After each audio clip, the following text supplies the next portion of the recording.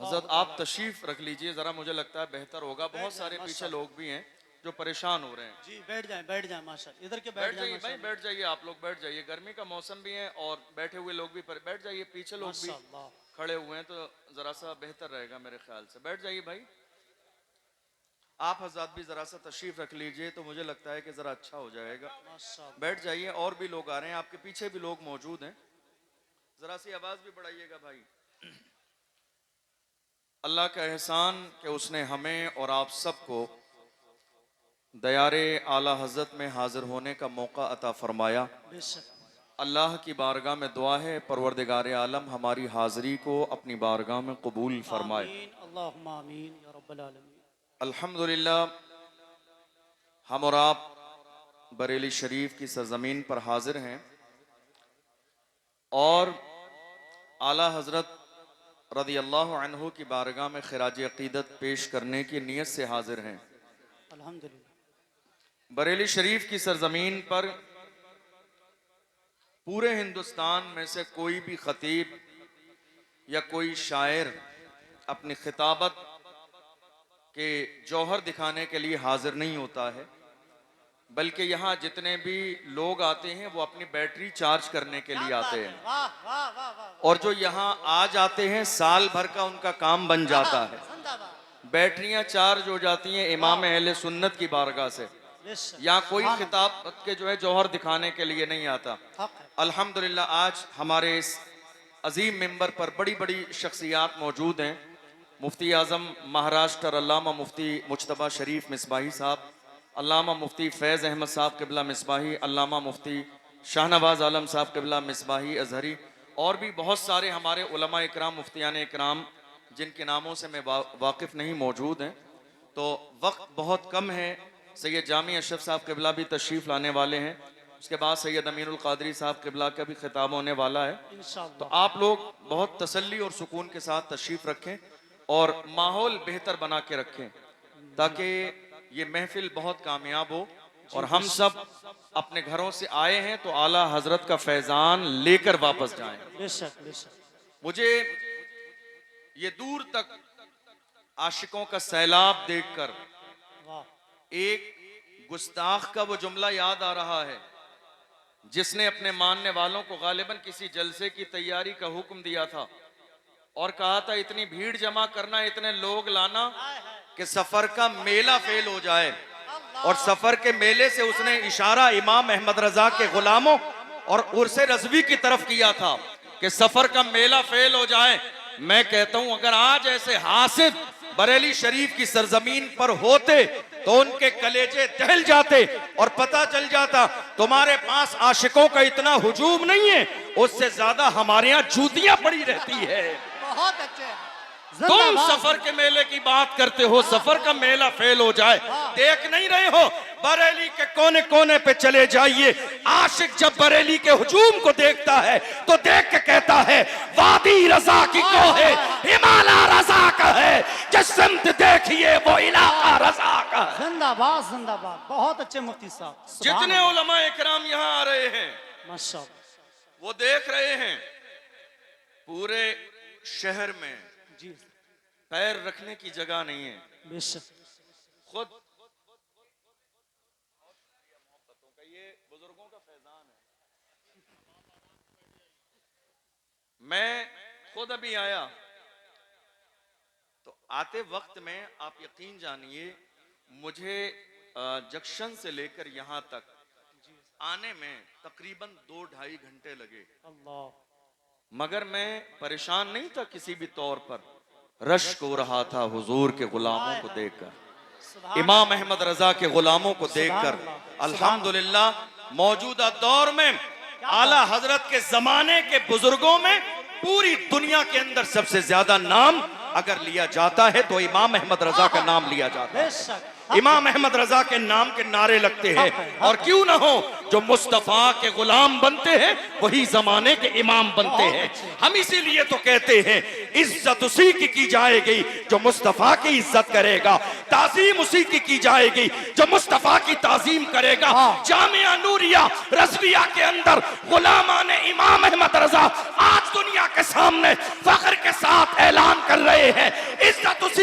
जाएगी जो मुस्तफा की इज्जत करेगा। और डॉक्टर इकबाल के अंदाज में ऐलान कर रहे हैं कि मोहम्मद से वफा तूने तो हम तेरे है, ये जहां चीज है क्या लाहो कलम तेरे। नारे तकबीर, नारे रिसालत, उर्से रज़वी, जश्न दस्तारे फजीलत व इफ्तार। जिंदाबाद। आज हिंदुस्तान की सरजमीन पर हालात हमारी निगाहों के सामने हैं। आपने शुरू से लेकर अब तक जो तकरीर सुनी, मेरी तकरीर का अंदाज थोड़ा सा मुख्तलिफ होगा। मेरी कोशिश हमेशा ये होती है कि हम हालात पर बात करें, माशाअल्लाह। ताकि हमारी कौम जब मरकज़ अहले सुन्नत से जाए तो ये पैगाम लेकर जाए कि मरकज से हमें डराया नहीं जाता है, बल्कि हमें यह मिजाज दिया जाता है, जिंदा रहना है तो फिर मौत से डरना कैसा, जिंदा रहना है तो फिर मौत से डरना कैसा, जंग लाजिम हो तो लश्कर नहीं देखे क्या बात है, जिंदाबाद जिंदाबाद। आज हिंदुस्तान के कोने कोने पर देख लीजिए आप, हालात बिगड़े हुए हैं। जिधर देख लीजिए हुजूर की शान में गुस्ताखी, जिधर देख लीजिए मस्जिदों को तोड़ने की प्लानिंग, जिधर देख लीजिए मस्जिदों पर बिल्डोजर चल रहे हैं, जिधर देख लीजिए मदरसों में ताले लगाए जा रहे हैं, जिधर देख लीजिए हमारे उलमा की जबानें बंद करने की कोशिश की जा रही है। और ये कोई नई बात नहीं है, हर जमाने में ऐसा हुआ है। सलमान साहब कई महीने जेल में रहे और अभी हमारे एक आलिम हजरत मौलाना कमर गनी उस्मानी साहब जेल की सलाखों के पीछे हैं। दुनिया ये सोच रही थी कमर गनी उस्मानी को जेल की सलाखों के पीछे डाल देंगे, हौसले टूट जाएंगे, मगर कमर गनी उस्मानी ने बता दिया मैं उस्मान का बेटा हूँ जिसने सब कुछ रसूलुल्लाह के कदमों पर कुर्बान किया है। मगर दुश्मनों से न कल समझौता था, न आज समझौता है, न सुबह कयामत तक समझौता। जिंदाबाद जिंदाबाद, बहुत अच्छे।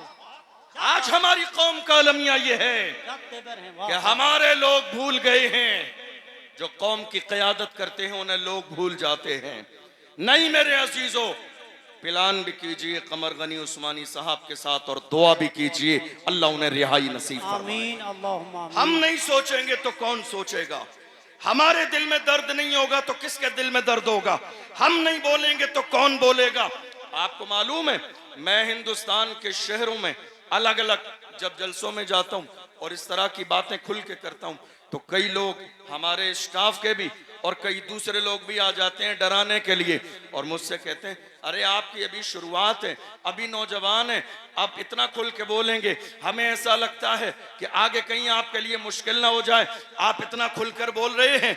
आखिर आपके पीछे कोई बहुत मजबूत बैकग्राउंड है जिसकी बुनियाद पर आप दबते नहीं हैं, खुल के बोलते हैं। मैं ऐसे लोगों को बड़े प्यार से कहता हूं, अगर मेरे बैकग्राउंड की बात सुनना चाहते हो तफसील बता दूंगा तो कलेजे दहल जाएंगे। आप मुझसे कह रहे हैं दबते नहीं है, अरे सुनो क्या दबे जिस पे हिमायत कहो, पंजा तेरा शेर को खतरे में लाता नहीं कुत्ता तेरा। नारे तकबीर, इश्क मोहब्बत, इश्क मोहब्बत। जामिया नूरिया रज़विया बाकरगंज बरेली शरीफ। वाह वाह वाह। आज हालात ऐसे हैं, मुल्क के कोने कोने में खौफ फैलाने की कोशिश की जा रही है।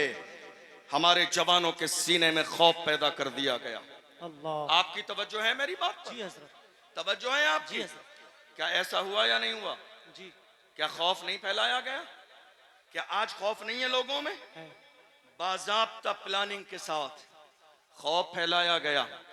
ये खौफ ही की अलामत है कि हमारी मस्जिदें तोड़ी जा रही हैं और बोलने वाला कोई नहीं है। ये खौफ की ही अलामत है कि संभल की शाही जामा मस्जिद के साथ मंसूबा बंदी के साथ माहौल खराब करने की कोशिश की गई, बोलने वाला कोई नहीं है। ये मंसूबा बंदी ही है जो फतेहपुर के मकबरे पर लोग चढ़ के बेहुरमती कर रहे थे मगर कोई बोलने वाला नहीं था। ये मंसूबा बंदी ही है कि आपने जनवरी और फरवरी में बाज़ाब्ता हमारे लिए बाज़ाब्ता अयोध्या के मेले में हमारे लिए बोर्ड लगा दिए गए, मुसलमानों की एंट्री नहीं होगी। हमसे कहा जाता है नफरत फैलाते हैं, हम नफरत फैलाते हैं। देख लो मुल्क का सबसे बड़ा उर्स मेरे आला हजरत का उर्स है, कोई बोर्ड लगा कि फुला नहीं आएगा? गरीब नवाज के उर्स में कोई बोर्ड लगा कि फुला नहीं आएगा? मखदूम की छोटा के उर्स में कोई बोर्ड लगा कि फुला नहीं आएगा? हमारे हमारे सीने कुशादा हैं, दिल कुशादा हैं, घर कुशादा हैं। और रही बाज़ाब्ता अयोध्या के मेले की बात, तो सुनिए, हमारे लिए बोर्ड लगा दिया गया, तुम्हारे लिए कलमा पढ़ने वालों की एंट्री नहीं है, मगर अल्लाह की शांति को खुदा जो करता है वो बेहतर करता है। बाद में हमें खुदा की ये मसलही समझ में आई, अगर मुसलमान चले गए होते, वहां भगदड़ भी मची, लोग गिरे भी, आग भी लगी, लोग मरे भी। कहीं ऐसा नहीं कि कोरोना के जमाने की तरह ये दस्तार भी हमारे सर पे बांध दी जाती कि कोरोना इन्होंने फैलाया है, अल्लाह जो करता है अच्छा करता है। हमारे नाम का बोर्ड लगा दिया गया, एंट्री नहीं होगी। मगर जमाने ने देखा, जब मची भगदड़, लोग मरने लगे, तो यही कलमा पढ़ने वाले मुसलमान थे जिन्होंने दिल के दरवाजे भी खोले, मस्जिदों के दरवाजे खोले, घर के दरवाजे खोले और कहा खाना तुम्हारे लिए, पानी तुम्हारे लिए, बाथरूम तुम्हारे लिए, बिस्तर तुम्हारे लिए, चैन तुम्हारे लिए, सुकून तुम्हारे लिए। तब जाके उन दुश्मनों ने कहा हमने तुम्हें आने न दिया मगर तुमने बिस्तर लगा दिए। तो मुसलमानों ने कहा वो तुम्हारा किरदार था, ये मोहम्मद अरबी के गुलामों का किरदार। बहुत अच्छे, जिंदाबाद जिंदाबाद, सुभान अल्लाह। तुम्हारा किरदार था, हाँ। ये मोहम्मद अरबी के गुलामों का किरदार है। फिर भी हमसे ये गिला है कि वफादार नहीं, क्या कहने हैं, वाह। फिर भी हमसे ये गिला है कि वफादार नहीं। अरे हम वफादार नहीं, तू भी तो दिलदार नहीं। हाँ, जिंदाबाद, क्या बात है। आज वाह वाह, मुल्क के हालात दिन ब दिन खराब क्यों हो रहे हैं? आपने कभी गौर किया? खराब इसलिए हो रहे हैं कि जहां कौम मुस्लिम को बोलना चाहिए, मुसलमान वहां बोलते नहीं हैं, और जहां मुसलमानों को खामोश रहना चाहिए, वहां मुसलमान बोलते नजर आते हैं। यही वजह है कि हालात दिन ब दिन खराब होते चले जा रहे हैं। मैं बस अपनी कौम से इतना कहता हूँ, ये खामोश मिजाजी तुम्हें जीने नहीं देगी, ये खामोश मिजाजी तुम्हें जीने नहीं देगी। इस दौर में जीना है तो कोहराम मचाओ, इंतजार किस दिन का है? कोई सलाहुद्दीन अय्यूबी अब नहीं आएगा। मौजूदा दौर का सलाहुद्दीन अय्यूबी हमें बनना है, मौजूदा दौर का टीपू सुल्तान हमें बनना है, मौजूदा दौर का मोहम्मद बिन कासिम हमें बनना है। दुनिया रसूलुल्लाह की शान में गुस्ताखी करेगी, फख्र के साथ कहिए, जो जान मांगोगे जान देंगे, जो माल मांगोगे माल देंगे, मगर ये हमसे कभी न होगा। नबी का चाहो जलाल देंगे। बहुत अच्छे, जिंदाबाद जिंदाबाद, बहुत अच्छे। आपने देखा बहुत नहीं, अच्छे, माशाअल्लाह माशाअल्लाह। रसूलुल्लाह की शान में गुस्ताखी हुई। हमारे कितने बुजुर्ग ऐसे थे, जवान जब इकट्ठा होकर गए अपने बड़ों के पास, कहा हम रसूलुल्लाह की नामूस के लिए मुल्क के कानून के दायरे में उठ के खड़े होना चाहते हैं, कुछ करना चाहते हैं। तो हमारे बड़ों ने डरा दिया और क्या कहा, हालात अच्छे नहीं है। बताइए ये जुमला सुनने में आया या नहीं आया? सुना या नहीं सुना आपने? क्या कहा? हालात अच्छे नहीं है। जवान खड़े हुए, बिठा दिया गया, जवानों का हौसला बुलंद हुआ, डरा दिया गया। जवान रसूलुल्लाह की नामूस के पहरेदार बनने के लिए आगे आए, उन्हें डरा के खामोश कर दिया गया। हालात अच्छे नहीं है। मैं तो ये जानना चाहता हूं, हमारे लिए हालात अच्छे कब थे? हमारे लिए हालात अच्छे कब थे? हमारी तारीख रही है, जब 313 थे तो लरसता था जमाना, जब 313 थे तो लरसता था जमाना। आज हम करोड़ों हैं तो करते हैं गुलामी।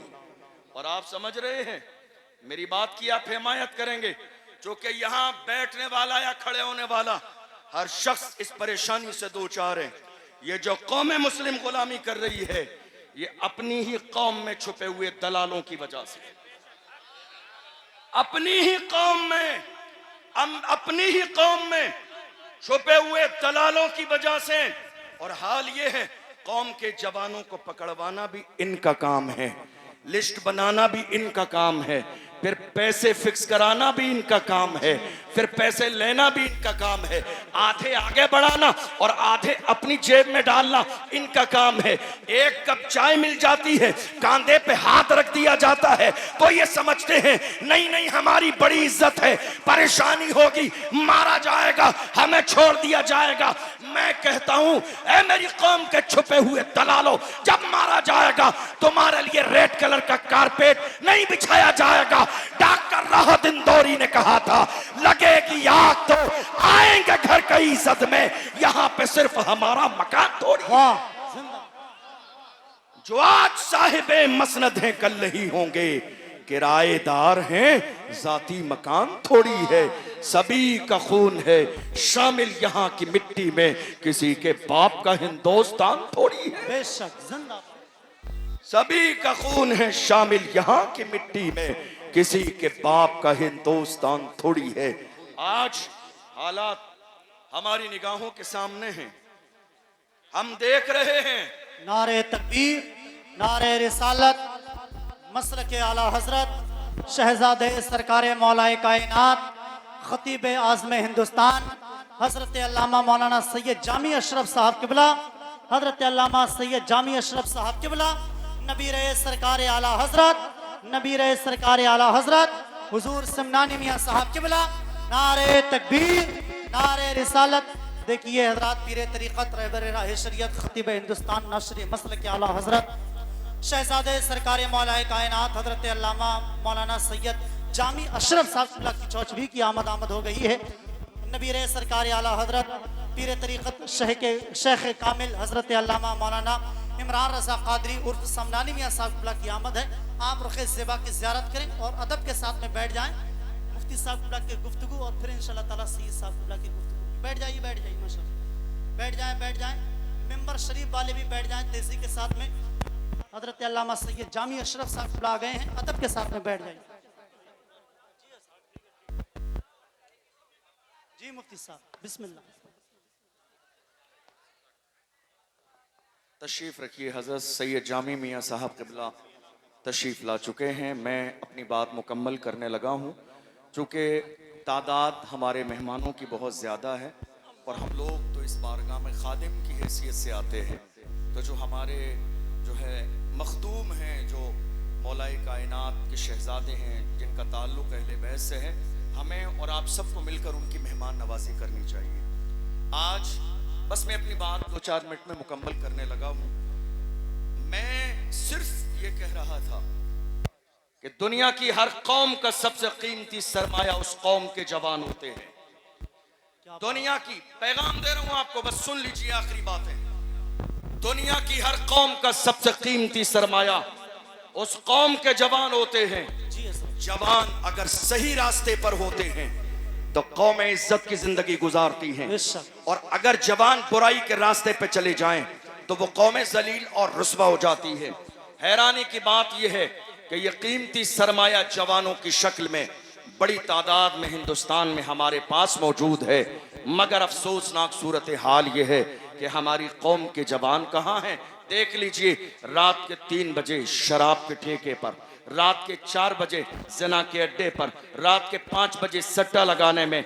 याद रखिएगा, एक तरफ आप ये सारे गलत काम करते रहें और दूसरी तरफ कहें हुजूर का दामन नहीं छोड़ूंगा, तो ये 2 अलग बातें हैं। जिस कौम के जवान हिदायत के रास्ते पर आ जाते हैं वह कौम जिंदा और ताबिंदा हो जाती है। जो हाल आज मेरी कौम के जवानों का है, किसी भी दौर में मेरी कौम के जवानों का ये हाल नहीं था। मेरे कौम के जवानों की तारीख अगर जाननी है तो डॉक्टर इकबाल से पूछिए। डॉक्टर इकबाल ने कहा मेरी कौम के जवान कैसे थे, फरमाया जवान ऐसे थे टल न सकते थे अगर जंग में अड़ जाते थे, पांव शेरों के भी मैदान से उखड़ जाते थे, तुझसे सरकश हुआ कोई तो बिगड़ जाते थे, तीर क्या चीज है हम तोप से लड़ जाते थे, शान आंखों में न जचती थी जहांदारों की, कलमा पढ़ते थे हम छांव में तलवारों की, हम जो जीते थे तो जंगों की मुसीबत के लिए या रसूल अल्लाह, और मरते थे तेरे नाम की अजमत के लिए। दश्त तो दश्त है, दरिया भी न छोड़े हमने, बहरे जुल्मात में दौड़ा दिए घोड़े हमने। नारे तकबीर, नारे मसलक आला हजरत फैज़ाने औलिया इकराम उर्से रज़वी इश्क मोहब्बत प्यार मोहब्बत हुजूर समनानी मियां साहब किबला मुफ्ती अशरफ जिलानी साहब किबला फैज़ाने की चाचा शरीफ नारे तकबीर इश्क मोहब्बत बस्ती बस्ती करिया तुम्हारे लिए तुम्हारे लिए तुम्हारे लिए तुम्हारे लिए तुम्हारे लिए तुम्हारे लिए हमारी अदा हमारी ज़बान अगर हम जिए सरकार के लिए तो हमारा जीना कामयाब, अगर हम सरकार के लिए मरे तो हमारा मरना कामयाब। मेरे हुजूर ताज शरीया मेरे ताबा बड़े बा फरमाते हैं, जिंदगी ये नहीं है किसी के लिए, जिंदगी ये नहीं है किसी के लिए, जिंदगी है नबी की, नबी के लिए। ना समझ मरते हैं जिंदगी के लिए, अरे जीना मरना है सब कुछ नबी के लिए।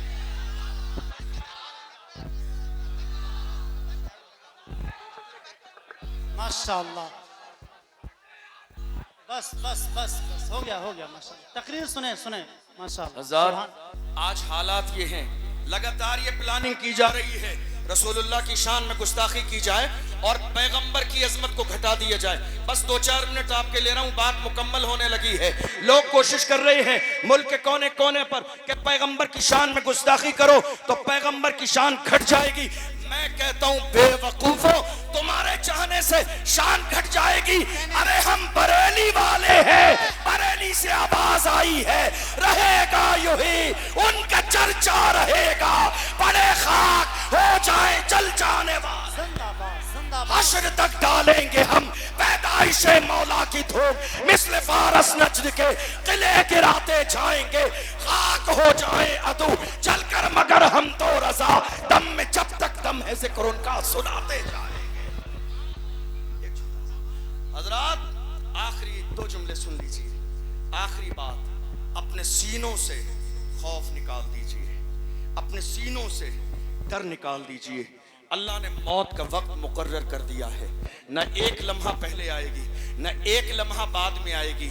और याद रखिएगा हमारी ये तारीख रही है बगदाद की सरजमीन पर, हजरत आखिरी 2 जुमले दे रहा हूँ, बगदाद मोहल्ला की सरजमीन पर हजरत इमाम मूसा काजिम को जब खलीफा के दरबार में बुलाया गया था, उन्हें जलील करने के लिए आए, पैरों में आलीशान जूते पहनकर इतने बड़े मजमे में खलीफा ने कहा, देखो ये रसूलुल्लाह के शहजादे हैं, आजिज़ी नाम की कोई चीज नहीं है, पैरों में आलीशान जूते पहनकर आए हैं। तवज्जो है आपकी, आखिरी जुमला तवज्जो है आपकी, का देखिए पैरों में आलीशान जूते पहनकर आए हैं। उस वक्त में इमाम मूसा कासिम ने फरमाया, हमारा तेवर क्या थे, हमारा लेवल क्या था। इमाम मूसा कासिम ने पैर की तरफ इशारा करके फरमाया, ओ नादान, हम मुस्तफा की औलाद अपने पैरों में आलीशान जूते इसलिए पहनते हैं ताकि तुम जैसों की नजर हमारे जूतों पे रहे, तुम जैसों की नजर हमारे जूतों पे रहे। तुम इस काबिल नहीं हो कि हमारी पेशानी देखो। अस्सलाम वालेकुम।